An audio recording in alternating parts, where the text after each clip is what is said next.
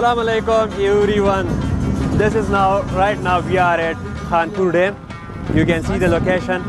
It's a very beautiful and scenic. You can see around.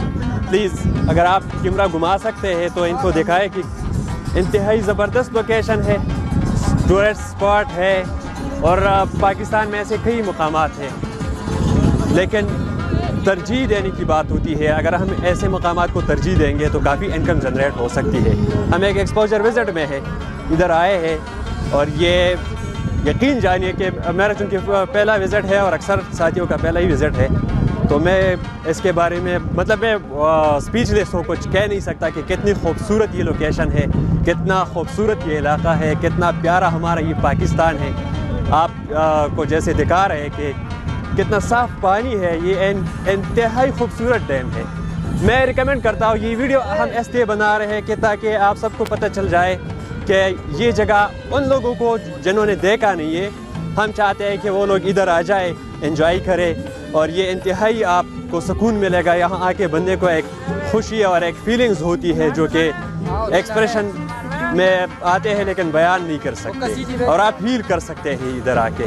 तो सबसे मेरी रिक्वेस्ट है, जितनी भी दोस्त है आप यहाँ आ जाए। इंतहाई खूबसूरत लोकेशंस है, आप देखेंगे तो आपको खुद अंदाज़ा हो जाएगा कि कितना प्यारा है हमारा पाकिस्तान। और टूरिस्ट स्पॉट यहाँ पे बहुत ज़्यादा है, लेकिन ऐसे स्पॉट्स ये तो आप कह सकते हैं कि हेवन एंड अर्थ है, मतलब जन्नत है, जन्नत का एक हिस्सा है। अल्लाह ने इतनी खूबसूरती दी है इस मुल्क को, इतना ज़बरदस्त हमारा ये मुल्क है और इतनी इसकी मेरे पास अल्फाज नहीं है कि कैसे मैं बयान करूँ, इसकी खूबसूरती की कैसे मैं तारीफ़ करूँ। ये आप कैमरा में ख़ुद देख सकते हैं।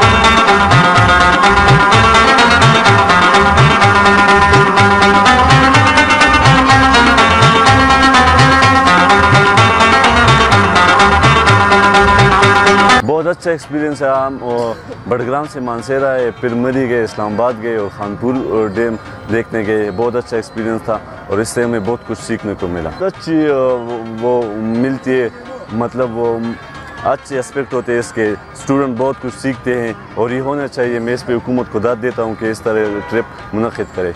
इस पर मैं सबका शुक्रिया अदा करता हूँ। چې مونږ الحمدلله چې مونږ خپل چې کوم پروګرام روان دی دا مونږ مکمل وکړو. مری ته پکې لاړو، اسلام آباد ته لاړو او خانپور ډیم پکې وکړه. اوس مونږ په دې پارک کې یو. نو زه دا وایم چې لکه زمونږ لکه حکومت له ډېر داد ورکړو چې هغوی مونږ له دومره موقع راکړه او مونږ هغوی دومره مونږ له دغه راکوي چې ټریننګ راکوي. او ټریپ زموږ اول ایکسپیرینس ډېر زیات ښه شو او مونږ ډېر نوي څیزونه پکې وکړل. څنګه مری ته مونږ چېرته تللي نو، مری ته لاړو، اسلام آباد ته لاړو او نور ډېر څه ځایونه ولیدل. یوت لپاره خو ډېر فایده لري. یوت له پکار چې هغه هر یو ټریپ کې پارټیسپیشن وکړي او نوي څیزونه کوم چې هغه ایکسپوجر کړي. اول د سره خو زه د ویډیو والو ډېر شکرګزار یم چې د هغو دومره په سختو حالاتو کې موږ چې دی راوبخلو او مرې ته یې بوتللو، مانسرې ته یې بوتللو او خانپور ډیم ته یې بوتللو. نو داسې ځایونو ته پکې لاړو چې هغې ته موږ مخکې نه وتلي، نو ډېره زیاته انجوی پکې وکړه.